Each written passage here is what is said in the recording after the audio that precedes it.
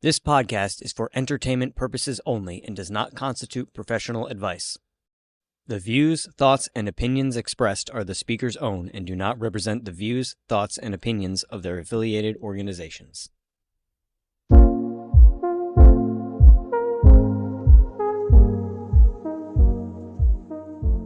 Welcome back, everybody, to Ready to Connect. I'm Lisa. I'm Heather. And I'm Ryan. And today we're going to continue our series about cryptids in the United States, doing the states of Massachusetts, Rhode Island, and Connecticut. But before we get to the strange creatures we have found in these states, love to know what you've been up to. And why don't we start with you, Heather? It's been so nice in your lemon and olive shirt. I had an incredible experience this weekend, and I still don't know what it was. I've talked to my best friend over here on the other side of the screen, and now, Ryan, you're going to get to hear it, and I don't know what it was. I can't identify. I didn't hear anything, wasn't able to connect, but something very auspicious happened over the weekend. I was sitting downstairs, was watching TV, hanging out, drinking my coffee, and I think we were even playing video games, and I saw this white orb, and I mean like crystal bright LED orb. It was perfectly round. Actually, it was more like a teardrop shape sideways, and it went past my bay window, and it went so fast it blew my door open, my screen door open, and it left me standing in the doorway going, whoa. So I immediately tried to tap in, and I didn't have like that high-pitched angel, sound in my ear. I was asking, who are you? What's your message? Give me a feeling. Like, I went through all my clairs, and I just stood there very patiently, very quietly, in the acceptance that it just blew my screen door open, and nothing. It was so fast, and it was so vibrant and very, very overwhelming, like, whoa, when you have that like shock value that you just don't have any words for it. That's exactly where I stood in the doorway with like no words to put around this. So it didn't come in the house, because immediately I turned, after I came back to my senses when I was trying to connect, I felt out the house, and it didn't come in the house. It stayed outside. But it was very interesting, very interesting. Never had my door, thrown open before. And never have I seen this kind of crystalline light, so to speak, and it happened so fast you couldn't even get pictures, which is the worst, because you want pictures, right? You want to have something to be able to say, this really did happen, see? Yeah. When you were telling me about it, I equate it to the angel visit I had in my car, which was bright, brilliant, crystalline light, comes in fast, and it dissipates just as quick. And, it's, for me, it was blinding because it was all in my car. So I'm wondering if it was that. I don't know. Very interesting. I mean, I'm not going to chalk off any theories, because outside my bay window is the outside table with the umbrella. The umbrella was up, and like, it literally was so bright it went in between the umbrella and the window. I have no words for it. It's something I wanted to share. I was very excited to share this with you guys. I find, just when I think, and I'm sure you, Ryan and Lisa, can agree with this, you've seen it all, you haven't seen it all, Correct. I'm wondering if it's related to a cryptid that we talked about last week. I don't know. What did any of them talk about? Were any of them having with light or anything? I can't remember. But no, I don't remember that. But it could be a cryptid, could be an angel, could be anything. And I would have loved to had an interaction other than it blowing my screen door open, but that's okay. I couldn't wait to share. Yeah, and I hope it comes back, maybe not blowing my door open, but like I hope it comes back and talks to me. Right. Thankfully the cat, Mr. Sophie's just a chicken poop, so he doesn't go outside. So when the door blew open, he skittered up the stairs and he was like, nope, I want no part of this.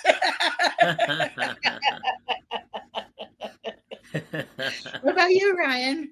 What did you do this weekend? Let's see. This weekend I went to a spirit gallery reading. Actually, at there was like two mediums that I've been to one before. Well, she just did tarot readings for me before, but this other one never been to her before. But it was fascinating because the first hour they talked about like messages from spirit guides, and then the second hour was talking with loved ones, and so it was funny because I guess I was the first one that they came to for the spirit guide readings, and you won't believe I was impressed with what type of animal popped up. They said they saw birds. Well, that's just crazy. I was like, "What? Really? You're saying birds for you?" I started laughing my head off because I'm like, these people don't know me. Like so, but that's what they saw.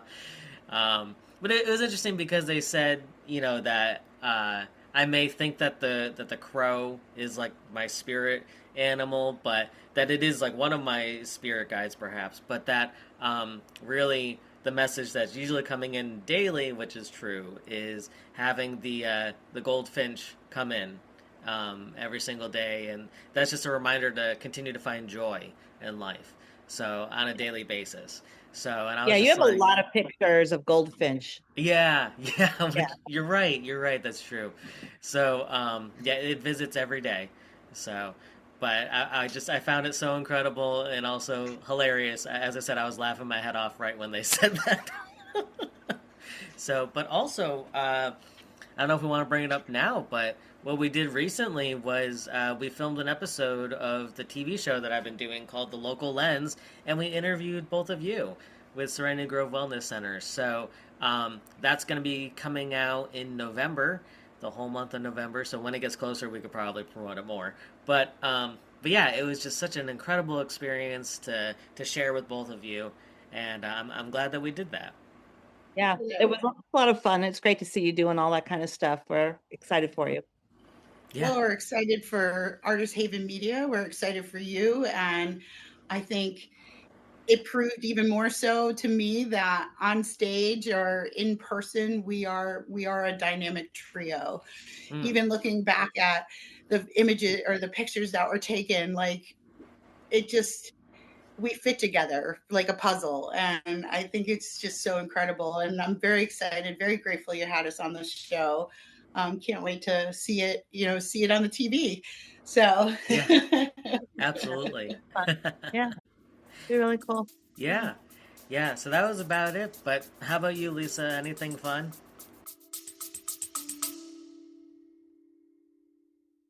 Hey everybody, love Ready to Connect? Become a Patreon supporter for $1 a month, and that'll earn you a shout out or a credit roll. Love Ready to Connect? Why not support us with the Ready to Connect Enthusiast tier? For $5 a month, you get exclusive content as well as power of voting on our next topics, in addition to everything you would get as a Ready to Connect supporter. If you love Ready to Connect and you want to become a Ready to Connect insider for $10 a month, in addition to everything that you'll get in the other two tiers, you will also get a chance to be a guest on our podcast. All tiers, no matter how you choose to support Ready to Connect, you will be getting the podcast episodes a day early. Thanks for supporting us. Well, over the weekend, I don't know if I've talked about this yet on the podcast, but I'm putting on my property a little free library. Just a way for me to share my love of books and making sure reading gets out there. And I have so many books that I can put in there so that people can come and take a book, leave a book if they want, sort of like, a library. You don't have to return them. You could just take them, read them, and whatever. And I have so many. And a lot of times you get kid books that get into your little free library. And I'm like, I don't know if there's going to be room for kids' books. So I now have two little free libraries. One will be for kids and one will be for adults. I'm a little obsessed. So I've been putting together, painting them. They have to be for the weather outside, and I want to paint them to look a certain way. So I've been working on that. But I will report on something that happened. I don't usually do spiritual reports about things that happen with me, but it was interesting because I used a little app that we had used on our phone before when we were talking to Gregory, the ghost app, whatever. So my husband's been away for a couple nights. He's been traveling again. And I was upstairs in our bedroom and I heard footsteps, for lack of better, footsteps coming down the hallway, which is not odd. I mean, I hear things like that. I've heard things being moved around. So to the point where you think there's someone, but I have 2 cats. Could be that. But they were with me on the bed. And I just got up and I was around. And for some reason, I didn't purposely put on the ghost app. The phone was in my pocket. And so I butt dialed the app. I don't know, but the app was on. And all of a sudden I heard coming out of my pocket, I'm right behind you. Oh, Clear. Oh, wow. I'm right behind you. And I'm like, that's creepy. And then I'm like, let me picture into what I'm feeling. And I could feel my mom.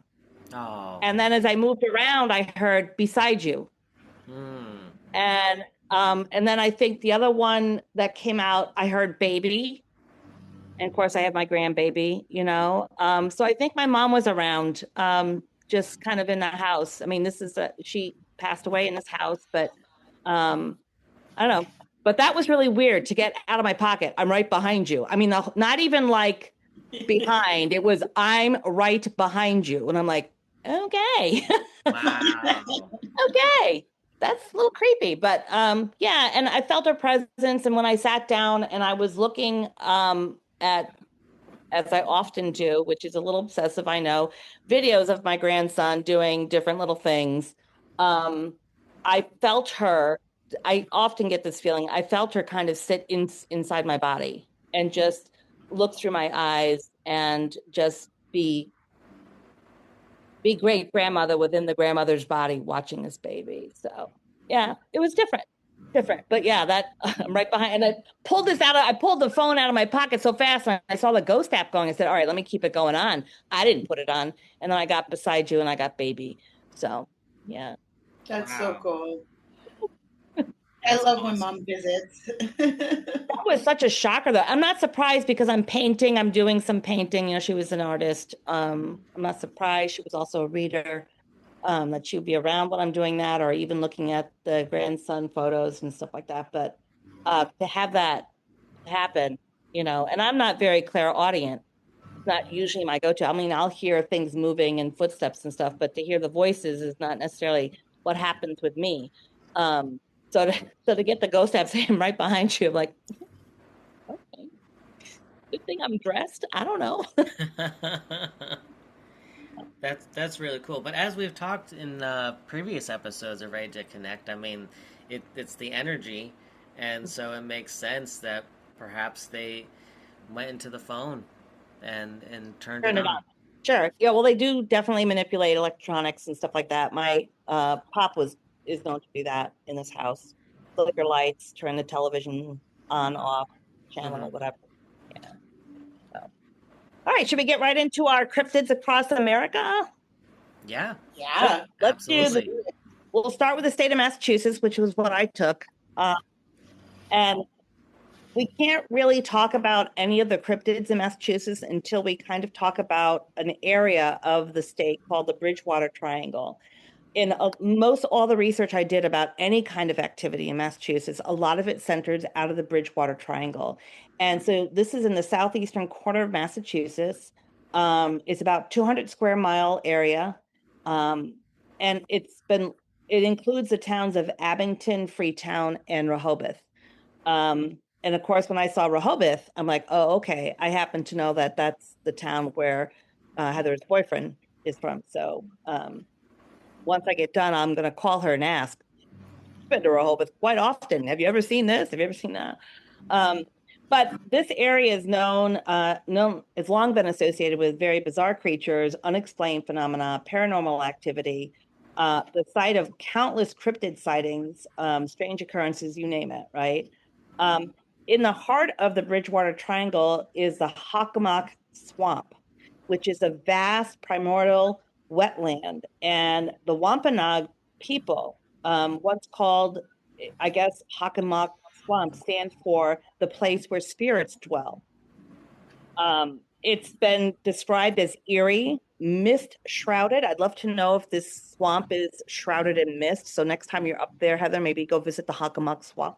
I can actually attest to that. There are areas where the fog settles low and the air is heavier. We've gone hiking in the Bridgewater Triangle, and there are definitely different things that happen atmospherically within this area. Lots Yeah. of phenomena. Yeah. So there are researchers that suggest that a lot of the activity that happens there is because of unique geological electromagnetic properties of that area. I guess that area is rich in granite, quartz, which many of us believe act as natural conductors for paranormal and strange activity. Others propose that this triangle is sort of like a portal, a window area. The Native American legends speak of the Bridgewater Triangle as a place of great spiritual significance where the veil between the physical and the supernatural is very thin. The Wampanoag people believe that the Hockomock Swamp is a gathering place for the spirits of the dead. So it also has the history of when the Wampanoag, lived there and settled there, that if someone did something wrong, they would bring you up to the highest point in the Bridgewater Triangle, and they would put the accuser at the edge of the mountain cliff, and they would throw you off. And if you lived, you were telling the truth, and if you died, you were a liar. I don't know. That's folklore for the Bridgewater Triangle. I see Ryan's face going, "What?"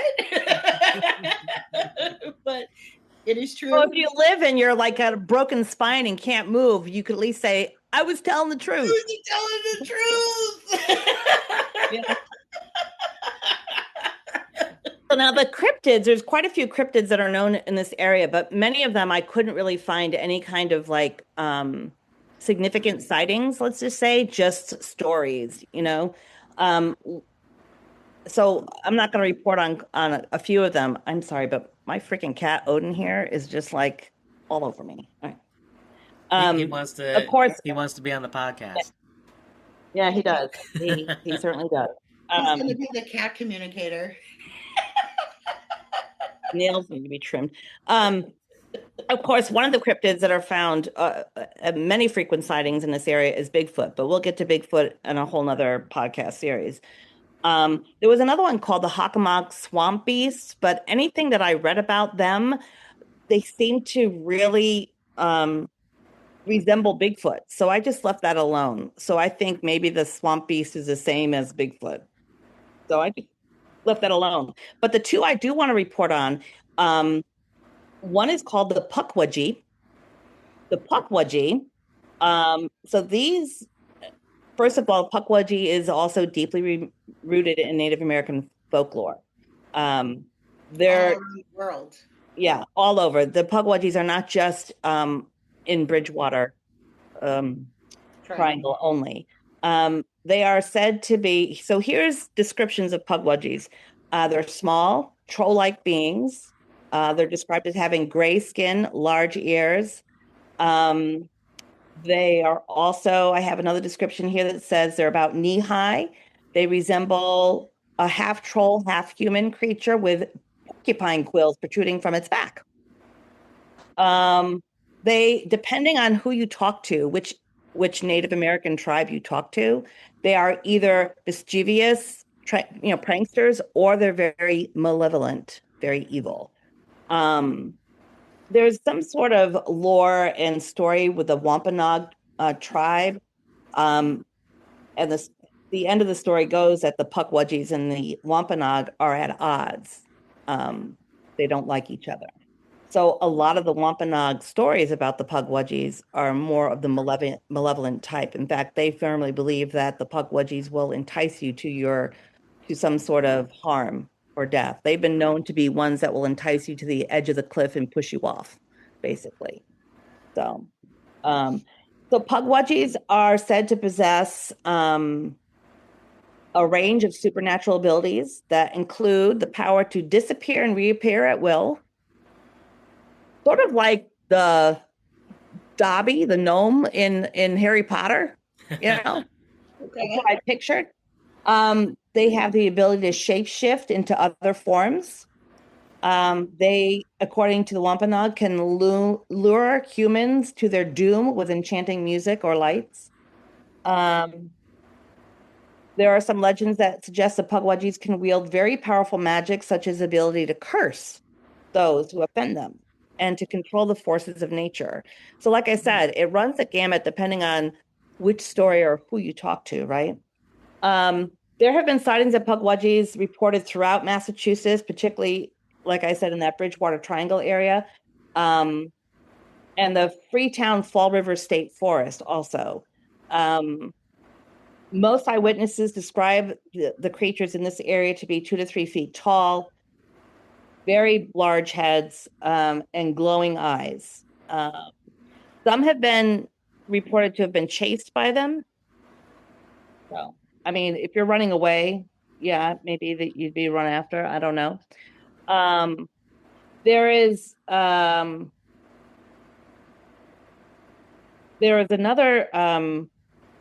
one of the most famous accounts is from a Raynham resident, Bill Russo, who has claimed to have seen a 4-foot tall, hairy humanoid while taking his dog out for a midnight walk in 1995.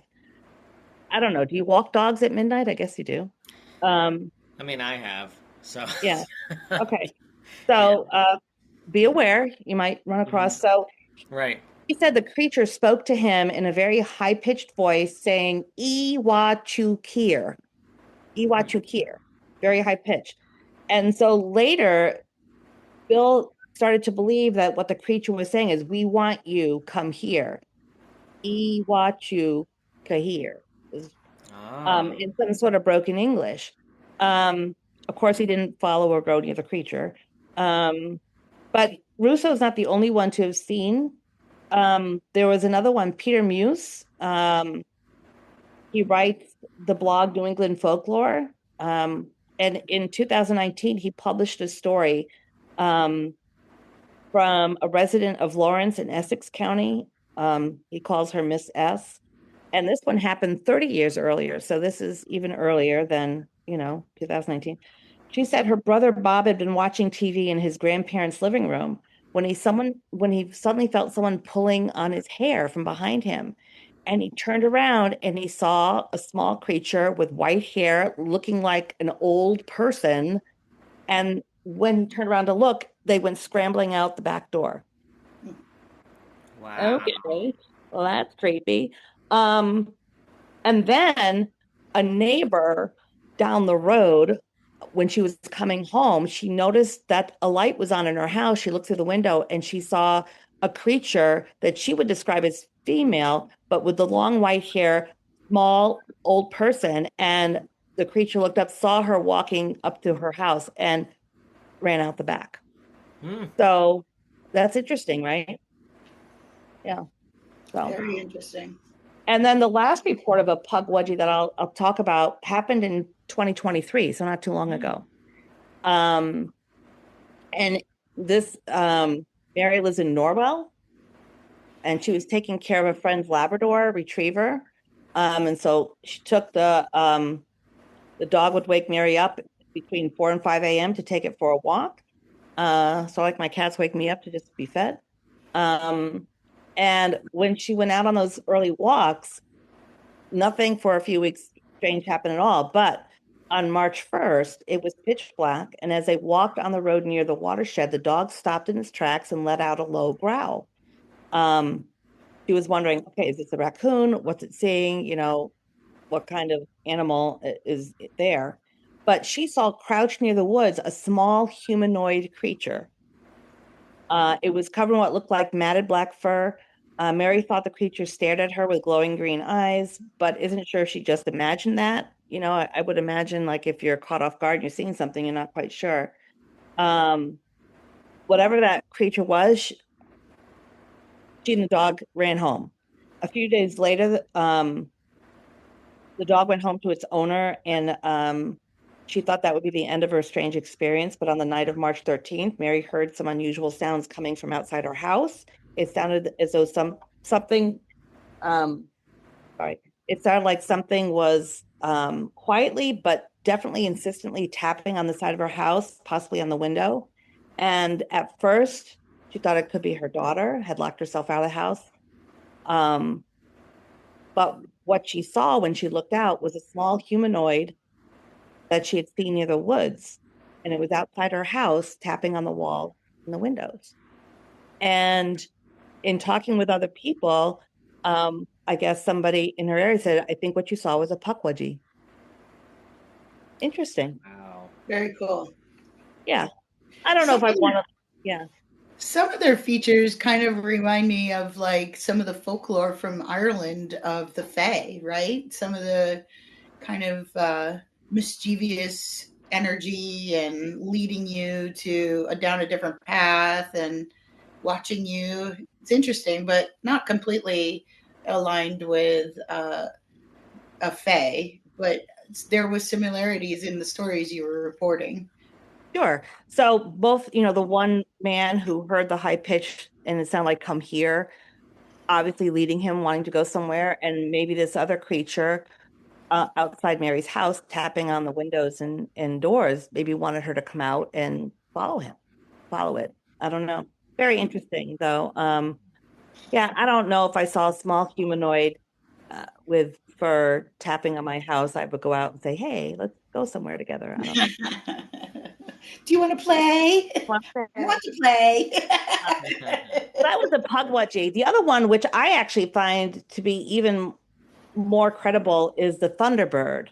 And after reading about the Thunderbird, this is when I called Heather, said, have you ever seen a Thunderbird? And she had seen them, but more spiritually, when doing, Native American things like a sweat lodge or whatever, coming to her. But these Thunderbirds are giant, they're prehistoric looking birds. And again, they're spotted in the Bridgewater Triangle, Hockomock Swamp area a lot. They are described as having wingspans up to 12 feet or more, powerful eagle-like bodies, really piercing eyes. A lot of people describe the eyes as being intelligent, which I thought was interesting. Some say they have bone-chilling screams, but if you've ever heard of an eagle scream, I mean, it is kind of a bone-chilling scream. But they are huge, very large. Some cryptozoologists thought that the Thunderbird may be surviving members of a long extinct species, such as a pterosaurus or a pterotorns. Some people describe the Thunderbirds as having a humanoid face, not a bird face. So that's interesting. So the Algonquin and Wampanoag, the Wampanoag tribe, or any Algonquin-speaking people from the Massachusetts, will say that Thunderbirds are almost godlike beings, capable of summoning storms and wielding power of the wind and rain. They are seen as protectors and guides, watching over people and land from a lofty perch high in the sky. So here are some of the sightings of Thunderbirds, and there were many of them, many of them. One of the most notable ones, though, occurred in 1971 in the town of Easton. A police officer named Thomas Downey was driving along a lonely stretch of road. Of course, it's always on a lonely stretch of road, right? It's never on the busiest time. Lonely stretch of road. Near the Hockomock Swamp, yet again, when he encountered a massive winged creature with a wingspan of over 8 feet. He described the creature as having a pterodactyl-like appearance with long pointed beak, piercing, again, intelligent eyes. He described the eyes. It left quite the impression on him. Yep. And let's see, I have more sightings of this Thunderbird in Taunton, Massachusetts. And this was in 1972 in Taunton, Massachusetts. Someone had sighted a strange bird that that looked like a prehistoric bird with a wingspan of 8 to 12 feet. Again, in that same area on Taunton Bird Hill Road. In 1992, a bird with a wingspan of 10 to 12 feet was sighted. It was described by one witness as looking like a man with wings. It's almost like an angel, maybe? Yeah. Then back in Mansfield in 1983, a witness and her boyfriend reported seeing a bizarre man-sized bird creature with glowing eyes near Morgan Road. So if you live near Morgan Road, accompanied with a heavy whoosh sound from its massive wings. So I imagine if you have a wingspan of 12 feet, it would sound very loud. In Brockton in the mid-1980s, teenagers were playing wiffle ball, watched a strange large bird with a humanoid-style head fly overhead coming from the Washburn Meadow wetlands, came so low that many of them dived into the grass. So I think in the Worcester area, there's been quite a few casual reports, I guess, that have come out of just oversized silent birds swooping low over local lakes. And now this is interesting. In 1996 in East Bridgewater, a man sighted a massive bird, 15 to 20 feet wingspan, watched it and it fly down low and go away, described it very much like all these other descriptions. And then later in 2010 in Middleborough, his wife had the same sighting. Wow. Reported exactly the same description of this massive bird or bird-like creature.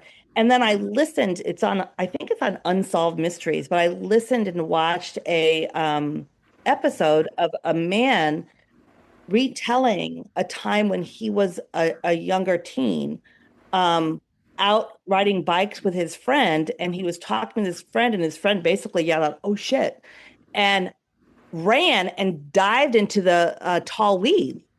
And he's like, what's going on? He turned around and this bird came super low, like the shadow of him over them, and then flew off. And of course the kid came out and said, "Did you see that?" And he's like, "Yeah, I saw that." I mean, so it's not like something sighted so long ago. These are pretty recent, right? So I found that fascinating.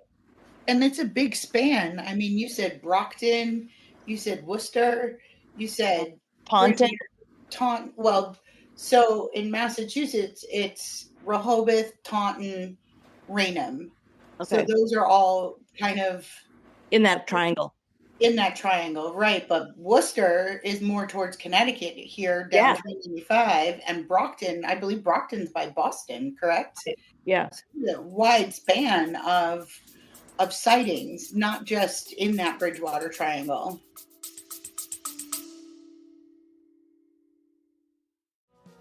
If you like what you're hearing and want to check out more podcasts from Artist Haven Media or are interested in recording a podcast at our studio, find out more information by visiting our website at artisthavenmedia.com.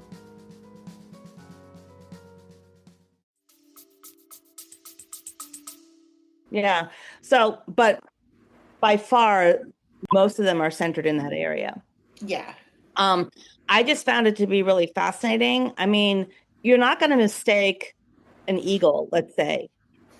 They don't get that big, right? And I'm trying to think of the birds that do get that large. I don't know of any that have a 15-foot wingspan. No. A condor would be the largest bird I can think of, right? Living bird, a condor? Yeah. Yeah. I'll have to look up the wingspan of a condor when one of you go. But I thought the Bridgewater Triangle area, if you really want to have some sort of experience in Massachusetts, that might be the place to go. And then the last one I'm going to report on is more allure. The last sighting was back in the 1800s.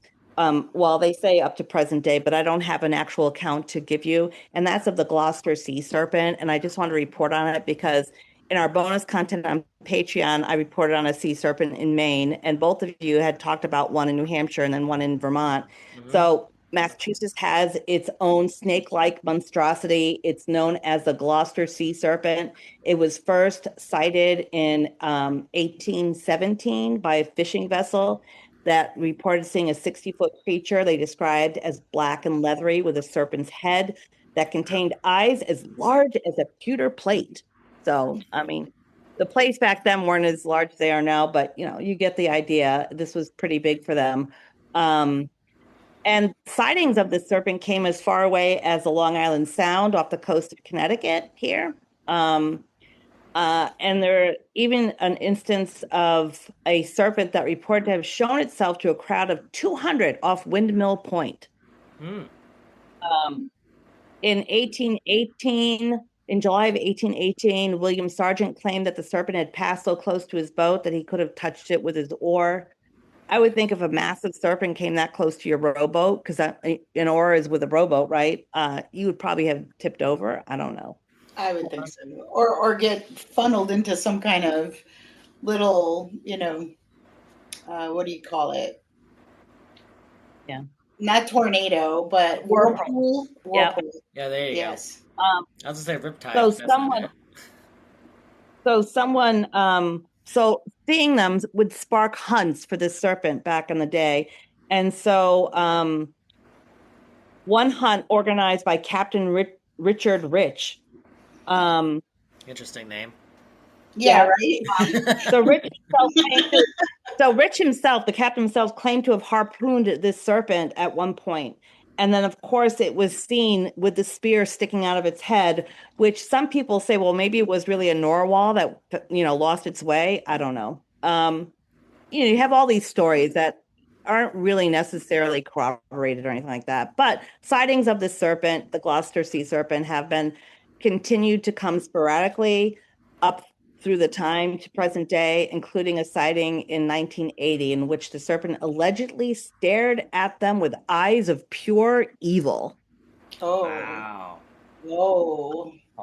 Pure evil.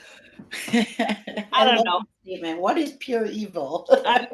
I would think that if you were seeing a large sea creature of some kind and it's staring at you, you would be afraid. So maybe you would definitely think about it as evil. But like I said, there's no pictures, there's no names and dates and stuff, just sporadically reported.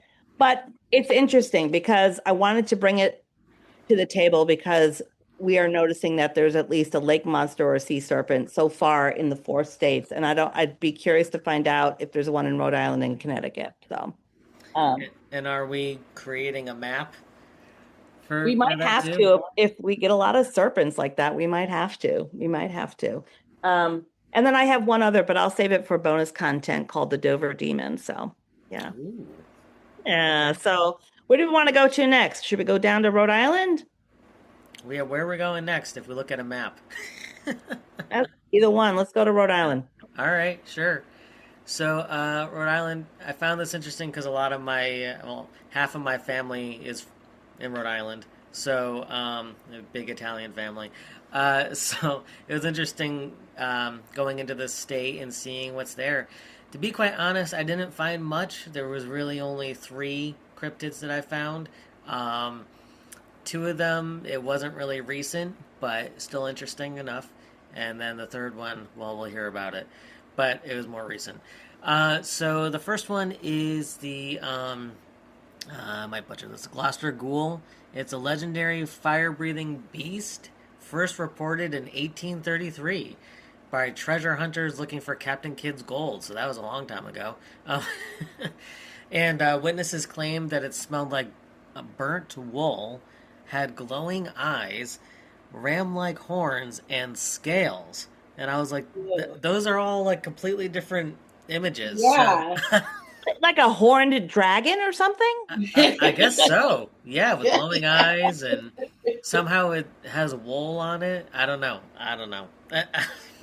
If it smells like burnt wool. Unless don't dragons supposedly eat sheep? So maybe it was left over like detritus from its lunch. Yeah, there you go. Okay, we can go with that. And so let's see. The original sighting was in 1833 The creature was first noted by a notorious pirate named Albert Hicks while he was hunting for Captain Kidd's treasure. Witnesses described it as massive, hot breath, and seemingly on fire, making a clanking metallic sound as it moved through the brush. So there's all types of descriptions here. Wow. Yeah. And some early locals thought it was a hellhound guarding the pirate's gold, while others believed, wait for this, this was a complete opposite end. Others believed it was just a large wandering bear.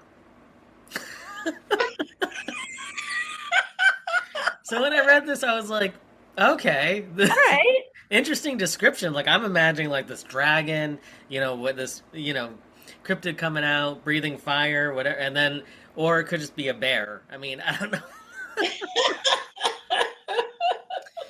With armor on. Yeah. And glowing eyes, horns, but it could be a bear.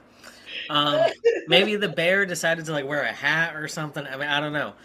And maybe this is just like in other states. Maybe there's not.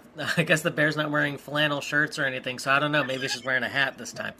So, but the most recent encounter was actually 1890. So they saw it in 1833 and then again in 1890. And then that sighting was a local man named Neil Hopkins. He was walking home on a winter evening near the Providence Turnpike where a massive creature burst from, the trees. He reported hearing heavy footsteps with a metallic clanking sound. He claimed he could feel the monster's hot breath as it chased him before it vanished back into the forest. Afterwards, the local newspapers debated whether it was real or not. But there has been no official documented or publicized sightings of the creature recently.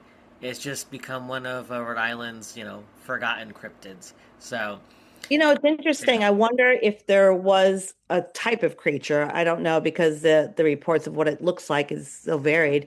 But maybe there was a type of creature that did emit a sound that sounded like clanking something or other. Yeah. And maybe it didn't breathe fire, but maybe it did have very hot breath. I don't know. And maybe that animal went extinct. That's a good point. I often wonder about these cryptids that are cited in the 1700s, the 1800s, or even early 1900s, which you can't find, which the sightings seem to have just dried up, right? And I wonder if those creatures, became extinct. Right. Absolutely. Yeah, I know that's a good. Anyway. That's a good point. Yeah, and now that we're talking about the metallic clanking sound, it makes me think, like, I don't know, were there cans nearby? Did the creature somehow walk into something and then did it get caught in something? I mean, it is chasing after the guy. Help me! Get this can off me! Exactly. Running away. Yeah, I don't know.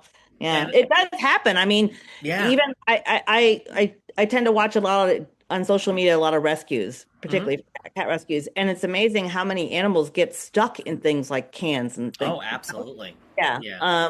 So maybe. I mean. Because sometimes it's reported having a metal clanking and sometimes it's not. Sometimes it has armor, sometimes it doesn't. Yeah, sometimes it has horns. I don't know. That's what I'm saying. It's wearing a hat. It's just changing a disguise. That's funny.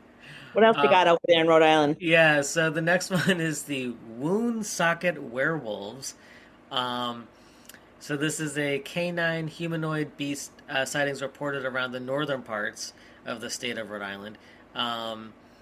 Let's see. The legend centered around the Fairmont section in a rocky cave known as the Devil's Hole near the Blackstone River in Woonsocket, Rhode Island. It's actually rooted in French-Canadian immigration history. The local myth mirrors the traditional shape-shifting beast of the European and Canadian folklore. Sightings of the wolf-like monster placed the creature emerging from a rocky cavern called the Devil's Hole in the woods near the Blackstone River. And basically, it says local oral traditions and paranormal coverages like the New England legends recount 19th century, tied to the areas. Tied to that area. But there is no documented record of a modern or recent sighting of the werewolf. Basically, it just said it's dating back to 1868, and it's just kind of just like a tale that was just told down. So, so I don't know. Yeah, so I found it interesting, just because it is a cryptid. There wasn't really a publicized sighting of it. It just said, let's see, over the decades, localized phenomena around the Fairmount Cavern have shifted from literal creature encounters to just a generalized ghost lore, strange wailing sounds, and freak accidents like wagons losing wheels. And then they're just blaming the werewolf. So I do like its name, Woonsocket Werewolf. I know, that's pretty cool. So yeah, and then lastly, what I found is on the same thread of serpents and everything, the Block Ness monster. Block? So, Block. Yep. Oh, okay. Block Ness monster. So it's a regional sea serpent or a monster rumored to swim off the coast of Block Island in Newport. So the Block Ness monster, legend originating from a 14-foot decaying skeleton pulled up from the waters off Block Island, Rhode Island by fishermen in 1996. And big circle here, going back to what Lisa said earlier about Unsolved Mysteries, I remember vividly watching an Unsolved Mysteries episode about this. So, yes. And they actually showed a picture of it, too. Pretty interesting. But anyway, so in 1996, fishermen targeting monkfish accidentally entangled a 14-foot-long strange skeletal carcass in their nets. The remains featured a long snake-like snout and whisker-like strands, prompting comparisons to Scotland's Loch Ness Monster. Before extensive scientific testing could be completed, however, the physical skeleton remains were stolen, permanently sealing the mystery and, unfortunately, enhancing the local folklore. So it's kind of a bummer that they couldn't really dive deeply into that. But, so that was really the only sighting. There wasn't anything else after that. But you never know. You never know what's out there. You know. You don't. You never know what's out there. There's things in our folklore and history that we don't see in this day and age, but it doesn't mean it didn't exist. Exactly. Yeah. Yep. Yeah, Very so cool. What about in Connecticut? Well, I don't have a Thunderbird or a Pudgy Wudgy or anything that's been reported, but I have a melon head. Wow, okay. A melon head. All right. Melon head. Apparently this is a famous legend as late as the 1960s. I couldn't find any recent lore about this, but melon heads are, unlike many cryptids, they're described as human-like beings, but they're also an animal. They have unusually large bulbous heads and pale skin and glowing eyes and very small, frail bodies, which I guess could kind of align with a Pudgy Wudgy. I don't know. I wonder if maybe it's the same type of cryptid, but just called something different in a different state. It could be. That's a good point. It very well could be. Yeah. That's a good point. But it appears this story has been passed around to Connecticut since the 1960s and earlier, and much earlier. And it's funny because there's all these different little theories around it. Every town tells like the story a little differently. One of the stories is that the Dr. Crow theory. He was best known around a mysterious doctor in Connecticut named Dr. Crow. And according to folklore, Dr. Crow operated an asylum deep in the woods outside of Trumbull and supposedly conducted cruel experiments on children born with hydrocephalus, hydrocephalus. I hope I said that correctly. I think you did, yeah. Which is water on the brain, basically, causing their heads to enlarge. And then eventually the children rebelled. The legends say they burned the asylum to the ground, killing Dr. Crow, and escaped into surrounding forest where their descendants still survive today.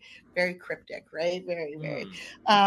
But no historical records have ever really confirmed Dr. Crow existed and this institution that was located deep in the woods of Trumbull.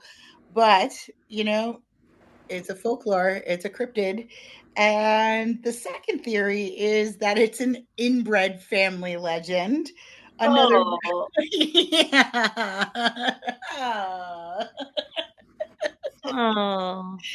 Yeah. And that it was a isolated family that settled in the woods generations ago and didn't interact with outsiders, or generations of inbreeding created these melon heads, supposedly producing, the children of the very enlarged heads with the physical features that wouldn't match what we consider normalcy in this day and age. This kind of reflection, though, was around more of social fears and not so much biological reality. But historians do consider it a piece of folklore.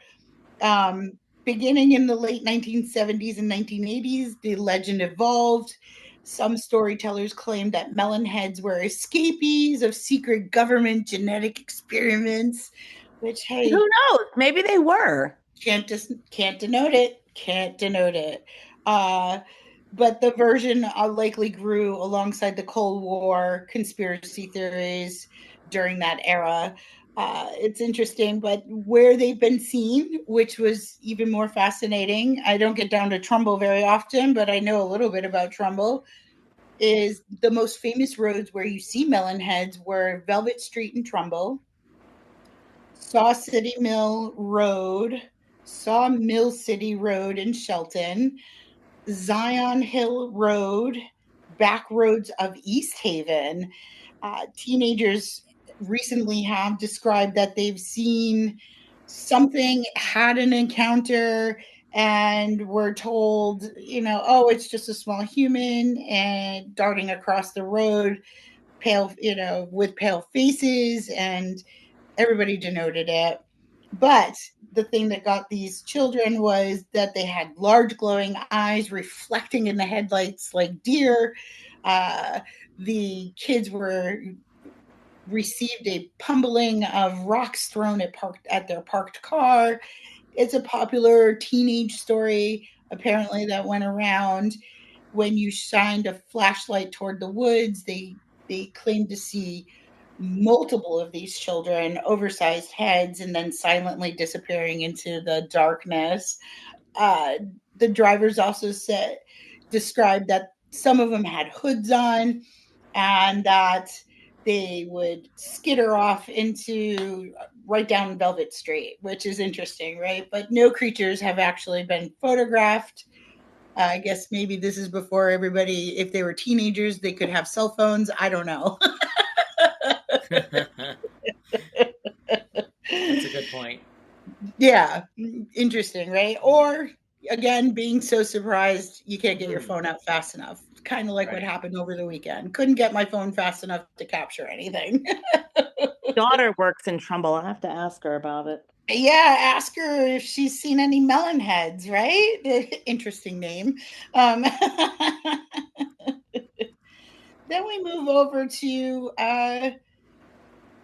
Higanum, and the Mucket is one of Connecticut's lesser known folklore monsters. Unlike the Bigfoot type creatures, the Mucket is described as an amphibious beast living around the rivers and wetlands near Higanum.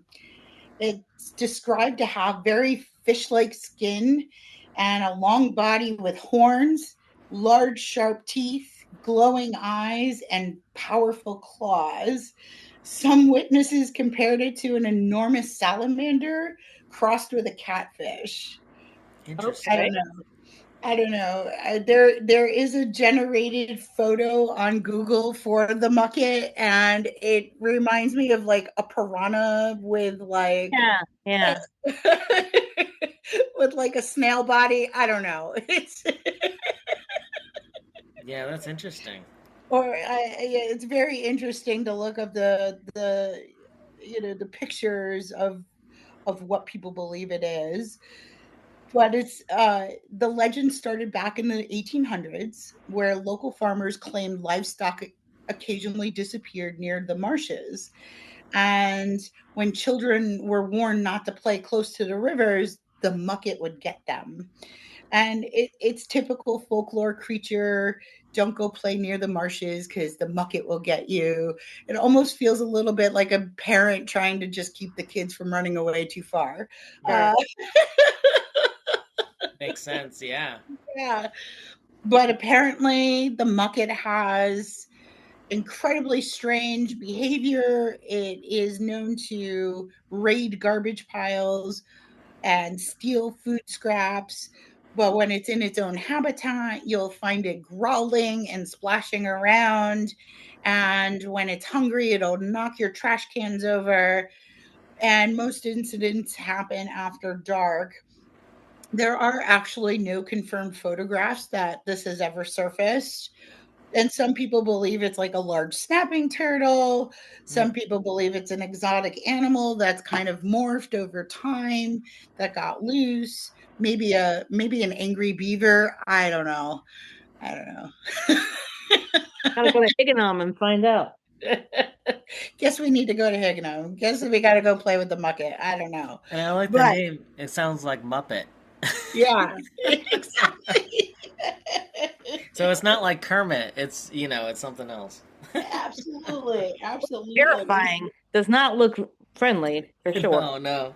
No, like I said, it looks like a piranha with a snail body. I don't Yeah. know. Just kind of funny, but I love the folklore. I love the kind of, haunted reputations. Then we move over to Down Road Monster. And the Down Road Monster has long been considered one of Connecticut's haunted roads. While most people know it for ghost stories, some visitors have reported seeing something much stranger.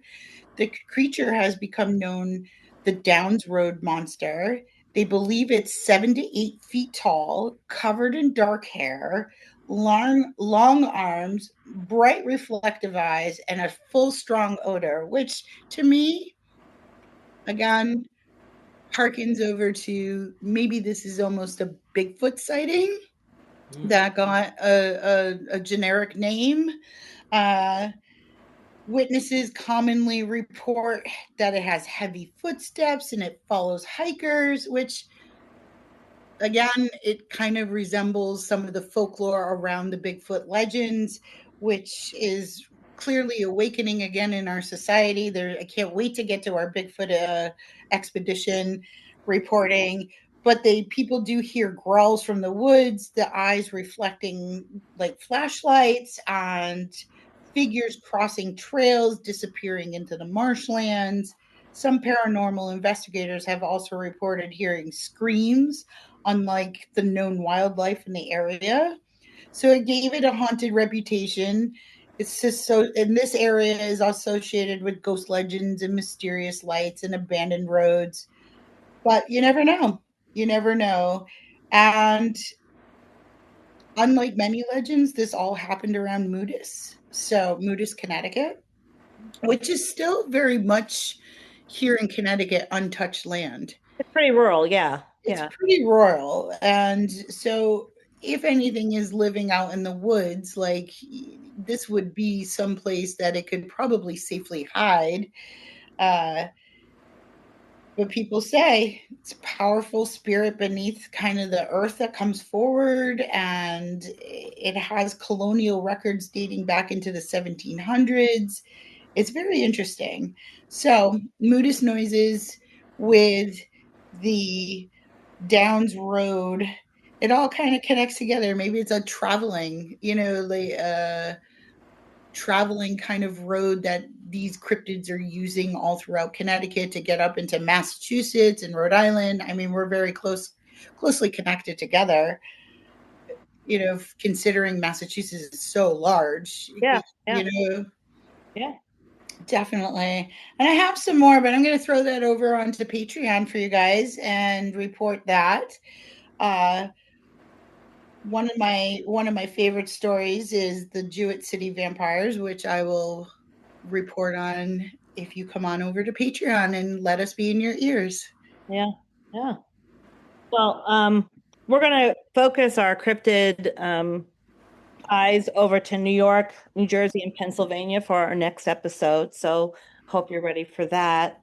I just want to also remind people that we do have a live taping coming up on September 14th in Coventry, Connecticut at the Millbrook Place. You can find that information on both our Tape Media or Serenity Grove Wellness websites. And I'm sure we'll be posting some stuff on social media about that as well, if we haven't already. I just want to kind of throw that out there as an event coming up. Yeah, we do have the event. It's posted on our Facebook as well, as an event. As an event. Yep. That's correct. Mm-hmm. Yep. All right. So we forgot to do this last episode, but I do have an affirmation for us. Oh, okay. Ready? All right. So here it goes. I release all doubts and replace them with confidence and certainty. That the mucket is real. No. Yeah, we're believing in all these cryptids. Yep. Fudgies exist. Yeah. Say they don't. So I release all doubts and replace them with confidence and certainty. And I think that's a great affirmation. You can use that not only for our cryptid reporting, but for any part of your day or life where you need to feel a little bit more in control and confident for your success. So there's that. So, and again, just another plug for our Patreon channel. Again, we are a listener-supported podcast, so please consider supporting us over at Patreon. We have 3 tiers of support over there for you. You can choose what best fits your interests. So, So until next week, look forward to being in your ears. Bye. Thank you for tuning in to Ready to Connect. If you're interested in exclusive behind-the-scenes content, be sure to like, share, and follow us on social media by searching for Ready to Connect Podcast on Facebook, Instagram, TikTok, and YouTube. And for those looking to further support our podcast, consider subscribing to our Patreon at patreon.com/readytoconnectpodcast. And until next time, get ready to connect.